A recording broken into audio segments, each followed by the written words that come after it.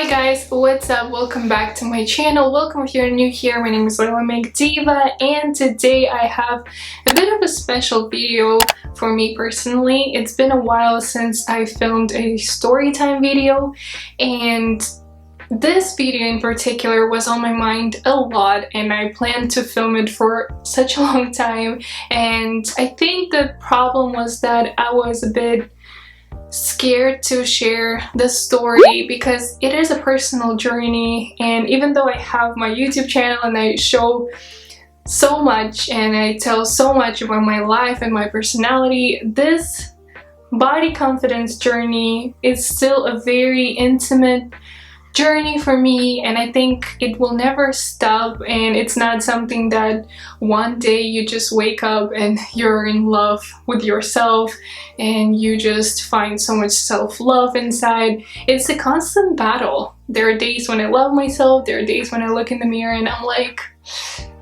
yeah. It would be narcissistic to only see yourself as an incredible human being who has no flaws. I think criticism, self-criticism can be helpful, but not to the point where it turns you into a self-hating person who just can't live with himself or herself. So in this video, I just want to focus on my story, my journey, to tell you guys how it used to be, how it got better, how I went through my personal battles when it comes to self-love, body confidence, and to share with you this journey. I don't think I'll be giving any tips. I really didn't make a plan for this video because I just wanted to sit down and tell you everything.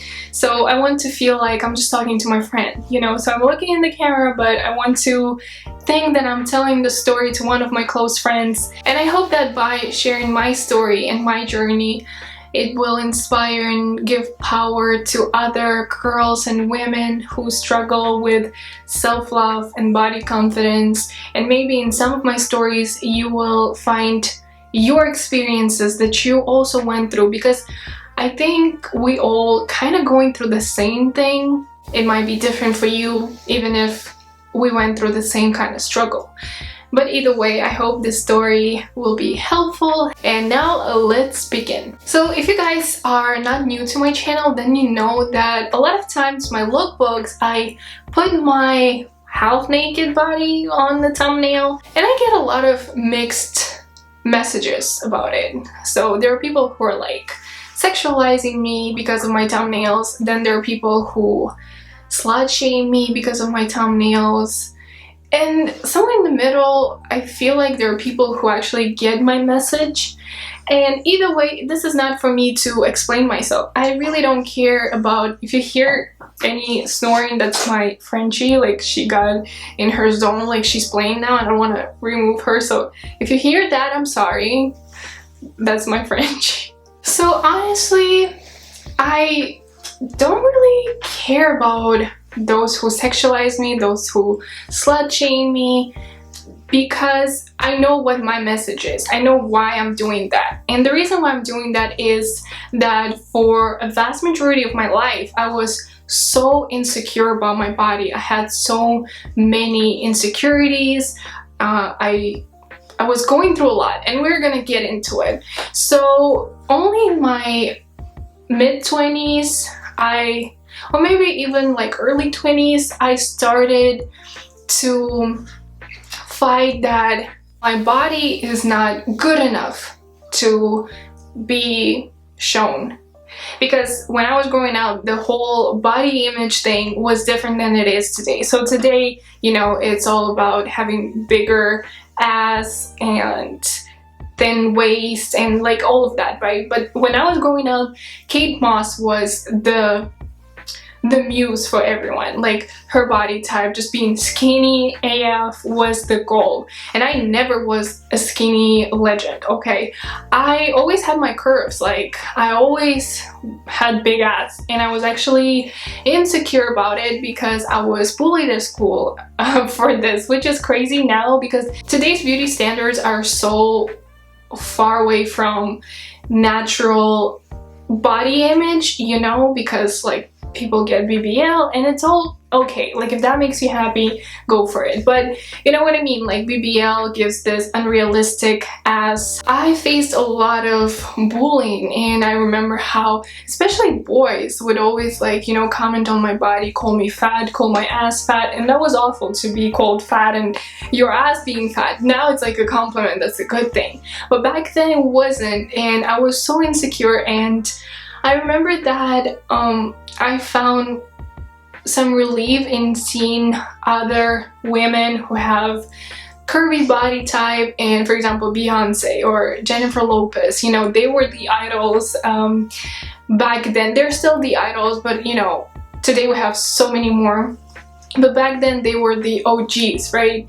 And seeing them just owning that made me believe that it's not a bad thing, you know. And yes, maybe there are skinny girls in my class like Kate Moss, and maybe that's like cool, but I'm like Beyonce, you know. And as a girl, a young girl, that gave me so much confidence. And I remember one of the times when one of my classmates yet again started bullying me and like telling me, you know, like, you have fat ass, etc, etc. I just remember that I told him, you know what?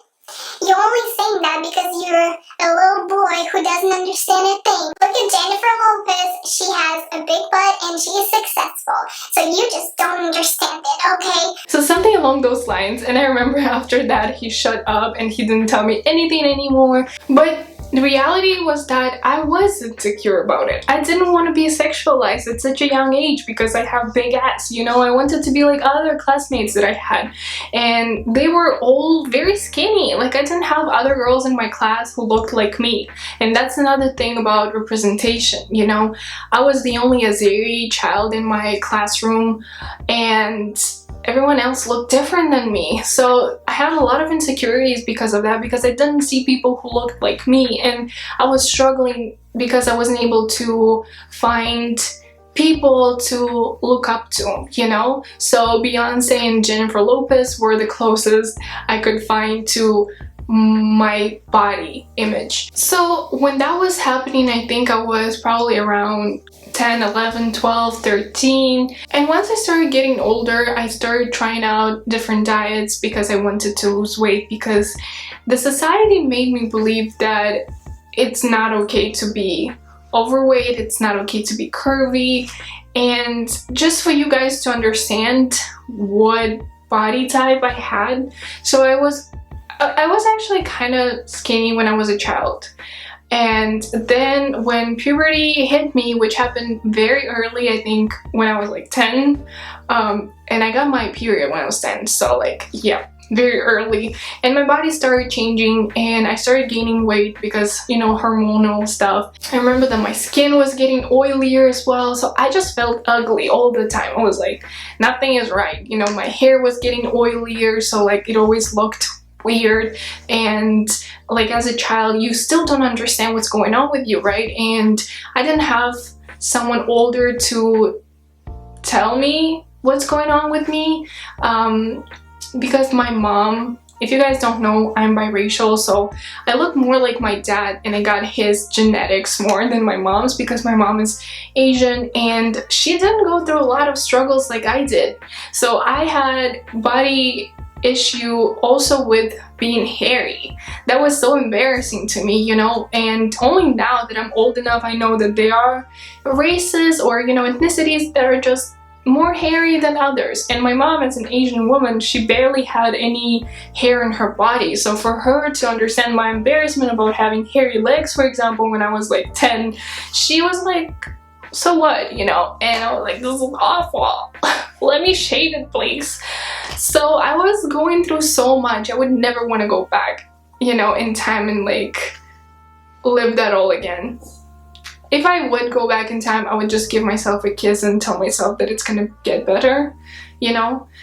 So I just know that a lot of people were making fun of me in my face and behind my back, and it was a lot to withstand, you know. And I was that ugly friend growing up. I had this like friend that I had that was popular in my class, and like guys were going after her and they were, you know, always like complimenting her and stuff, and I was her like ugly friend. And also the weirdest thing is that I was the tallest in the class, like for a while, even taller than most of the guys. So, and then I just stopped growing, so now I'm just 163 centimeters, and I don't know how much that is in like American system. I'll write it here because I always forget. But like I used to be this height when I was like 10 or 11 or 12, somewhere around that time, because that's when I stopped growing as well. Like I think I was 13 when I stopped growing, which was weird. Like I was growing so much and I was the tallest, so I was tall and I was kind of like, you know, curvy, so I was that girlfriend and all the guys were into my friend, and I was like ugly, fat, you know. So I lived with that. So I always knew that like beauty is not my thing, my brains are my thing, you know. So I knew that to succeed in life I need to use my brain and not like my beauty. So I never wanted to be a model or anything like that. And I just accepted that I was that girl, you know, and I was just living in my imaginary world anyways, where I dreamed of being a superstar when I grow up, when I become Beyonce, you know, and I'm a singer and like I'm dancing and like I'm a superstar. So that gave me some refuge from all these dark realities that I was going through, right? And kids are so evil, you guys. Like my classmates were super evil by saying all these things to me and constantly like making me feel not good enough. Not just not good enough, but ugly. As simple as that. And of course now I would never say this word to myself or to anyone else, but I'm just being honest with you. And at the time I felt ugly. There's no other way to put it out there. And I always thought that the, you know, the fairy tale about the ugly duck or whatever, like that was about me. You know, I was like, yes, like I'm ugly now, but when I grow older I'll realize I'm a swan actually. And you know, kind of happened, you know. So yeah, because I didn't have at the time anyone to make me see that I'm beautiful, I never felt beautiful. Or maybe I felt beautiful when I was a child, but once I became a teenager I felt ugly, fat, hairy, and all of that just made me feel not good enough. And I only started losing weight when I was about 14, when I actually became a vegetarian. I'm a pescatarian actually, but usually it's easier to say vegetarian because a lot of people don't know what is pescatarian. So pescatarian is a person who eats fish but no other meat. So I'm a pescatarian and I became a pescatarian when I was 14, so it's gonna be like, no, it was actually 11 years since then, which is crazy. And I think during that time when I started losing weight, I also started expressing myself more on the internet, you know. So as millennials, we were the first generation to grow up on the internet, and it's nothing compared to today and how kids are growing up today, like seeing all these unrealistic beauty standards. At the time, that wasn't a thing. But we did have, you know, this skinny beauty standard, like you have to be skinny in order to be beautiful, you know. It's hard to self-diagnose, so I don't know what exactly happened, but when I was 15 I started looking at pictures of skinny models, like anorexic, not just skinny, right? They would have their bones showing and I thought that was beautiful. And I was looking at my body, you know, and I was like, oh my god, like I'm not this. And now looking back at those photos, I'm like, oh my god, I had body dysmorphia for such a long time. So ever since I was 15 up until my 20s, literally the year I turned 20, that's when that stopped and I got reality check, but we'll get to that later. So for 5 years I had body dysmorphia. I would always look in the mirror and I would always feel fat, even though at the time I already lost my extra weight, which as I explained, I did have when I was younger because of the whole, you know, hormonal changes that I was going through. And I actually was overweight. I was about 60 something kilograms. I remember, like the most I ever had on the scale, and that fucking terrified me. I was probably 13 or 12 and I was 60 either something or just 60. I think 60 something, but I don't remember exactly. So, and I remember going to the doctors and they were also saying that I'm overweight. So I'm not making stuff up. I was overweight, and that's also when my classmates were calling me fat, and also my fat ass was fat for them. So that did happen, but that still doesn't mean that anyone should be called fat even if they're overweight, you know. But then when I became a vegetarian, I actually started losing weight. And also I think it's just like, it happens when you get older, you just start losing weight. I don't know, that happened with me at least. But that was when I felt the fattest. I would always like look in the mirror, take pictures, and I was always like, oh my god, I'm fat here, I'm fat there. And I also started receiving like online bullying, and as a teenager I was not prepared for that. Like, people were sending me like anonymous questions, basically not asking me but telling me like, oh, you gained weight, or you fat, and this and that. And later on I actually found out that one of those people was, at the time, one of my best friends. And the thing happened that this website where people were answering or asking anonymous questions, like, you could see it, something happened with it that no one was using it anymore. So it started showing who actually asked you a certain anonymous question, and that was hurtful to find out that that was the person that heard me saying all these things, right? Like, oh, I'm fat, and then she went on to like punch me with these anonymous questions, like saying, yes, you are fat, you know. I don't know, I didn't expect that to happen, but I can tell you we're no longer friends with that person, so that's a good thing, right? So at the time I didn't know what body dysmorphia is, and I think even if you would tell me what it is, I would not believe you, because I thought I was fat. And I remember that the skinniest I was probably when I was 18, 19, when I dropped out of college in Malaysia. I got depressed, and then I started working in the fashion magazine, and I was kind of, that's another thing about me, I'm anxious. So I was very anxious to go and eat in front of all these people. Like, I don't know why I was so shy about going to eat, so I ended up not eating. So I would be just drinking water, and that helped me lose more weight. So I was happy. I was going to the gym as well, and I was pushing myself more and more to lose more and more weight, even though I was like the skinniest than ever, you know.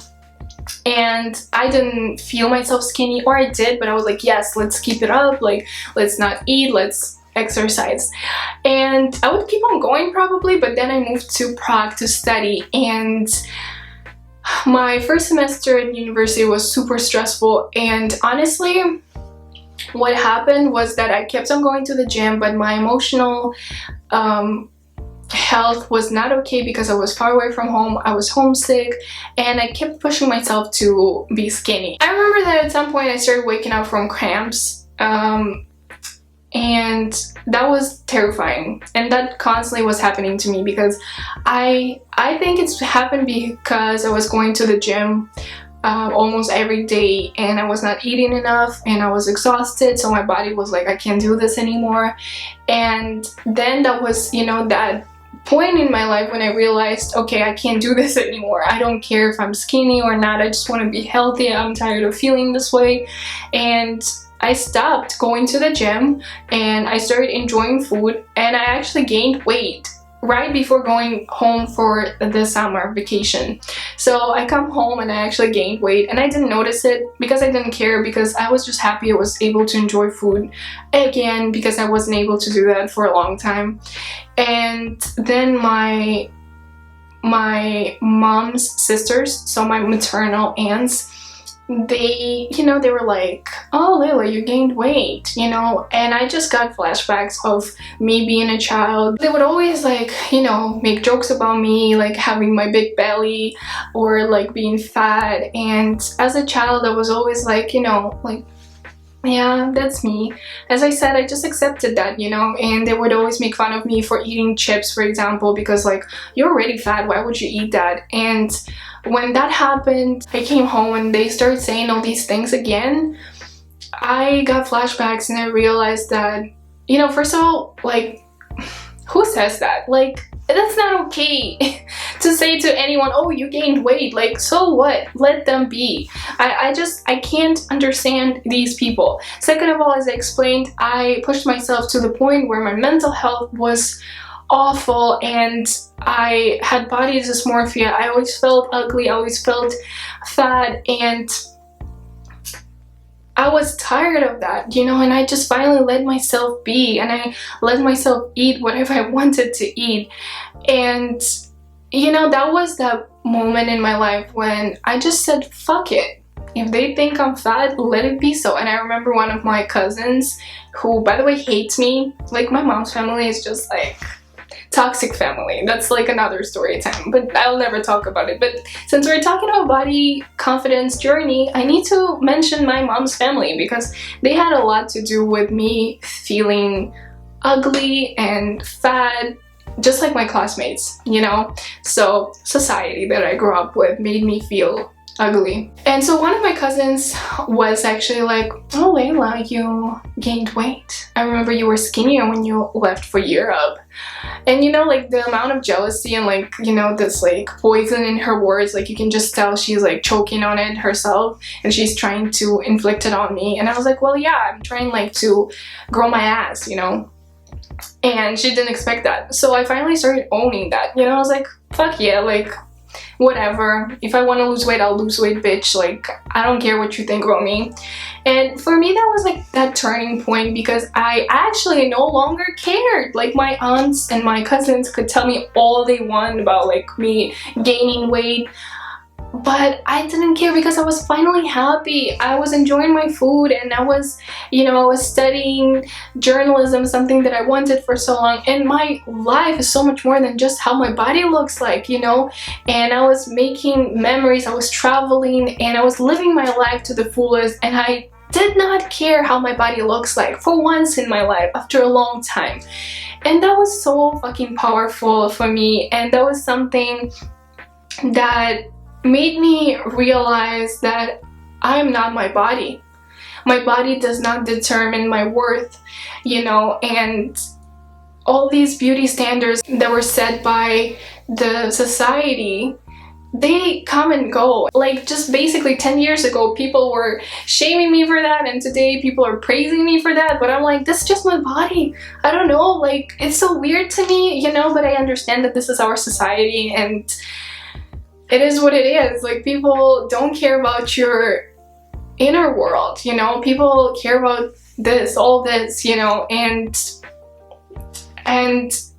that's why today you know, I make lookbooks where I'm changing on camera, which is actually a thing of its own. Like I did not invent that. That's something that is on YouTube, that's its own kind of genre, like I don't know. And it's way faster to do it on camera and like, you know, change outfits quicker than to do it off camera, and then like it takes always longer. So that's also the reason why I'm doing that. Another reason is that I saw other YouTubers doing that, and I was like, oh, let me try this out, you know. I got clothing rack and I put on some clothes and I started doing that, especially when you film like 30, 50 outfits. I never filmed 50, okay, but like 30, 10 outfits. It's way faster to do it this way.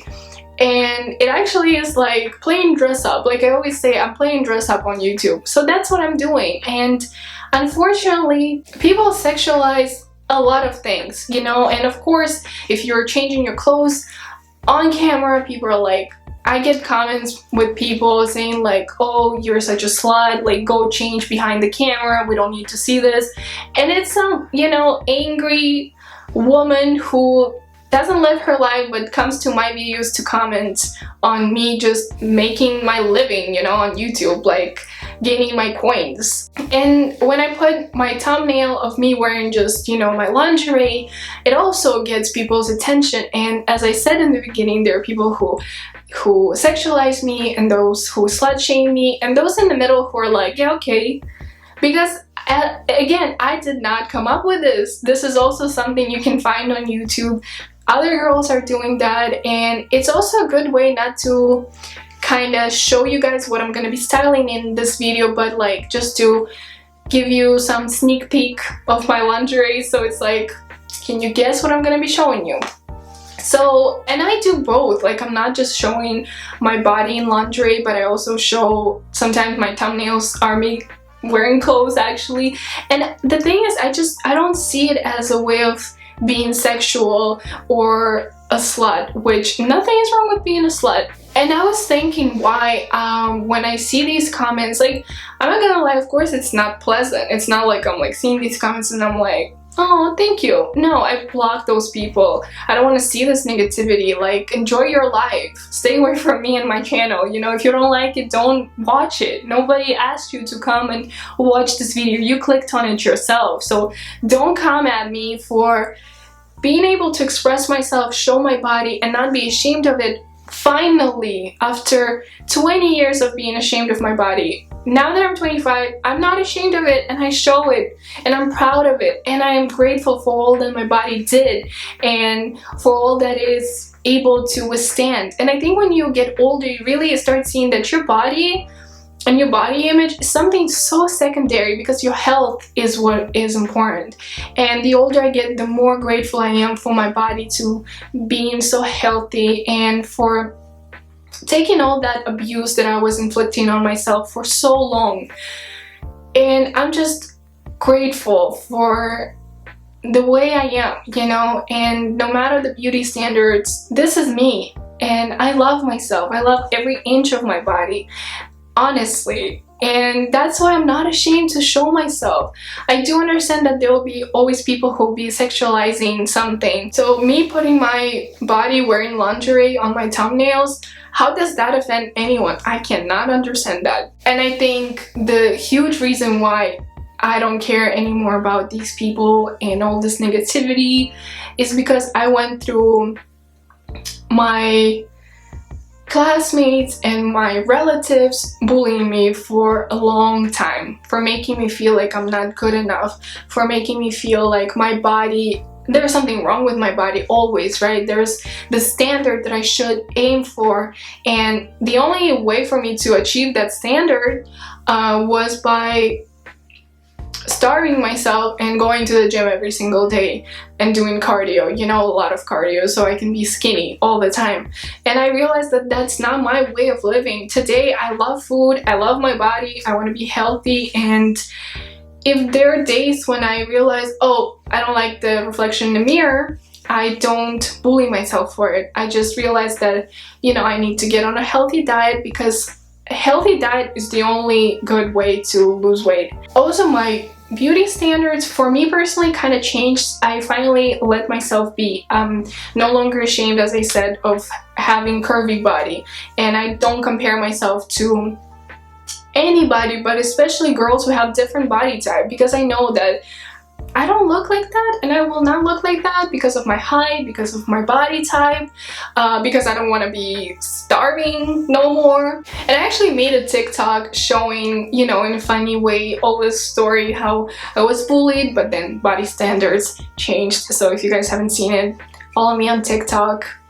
I make a lot of cool stuff, and actually that video was the reason why I was like, okay, you know, enough is enough. I know it's a lot to talk about, and it does make me feel like I'm opening a bit too much, but I realized that it's now or never. Like, I really need to share my story, and maybe I need to make another video actually giving you guys tips. But I think the main tip I can give you from my story is that everyone has their own journey that we need to overcome, and as I said, it's a never-ending journey. Body confidence journey, I don't think should be based on this like belief, once I get skinny, once I get my boobs done, once I get BBL, that's when I'm gonna be worthy.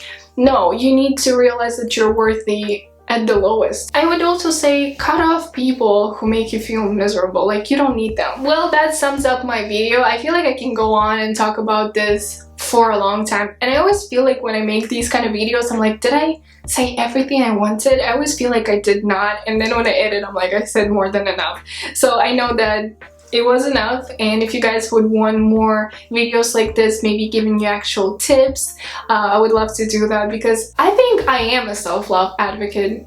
Because as someone who struggled with self-love and body confidence, I am so proud of the progress I made and of the woman that I am today, who does not give a shit about people and their comments, and who just knows her worth. So I really hope you guys enjoyed today's video. If you did, make sure to give this video a big thumbs up. Don't forget to subscribe to my channel so you won't miss my new uploads. Click that bell to get notified about my new videos. Leave a comment down below letting me know if this video was helpful or not. I hope it was. If not, maybe don't say it out loud, okay? Like, don't hurt me like that.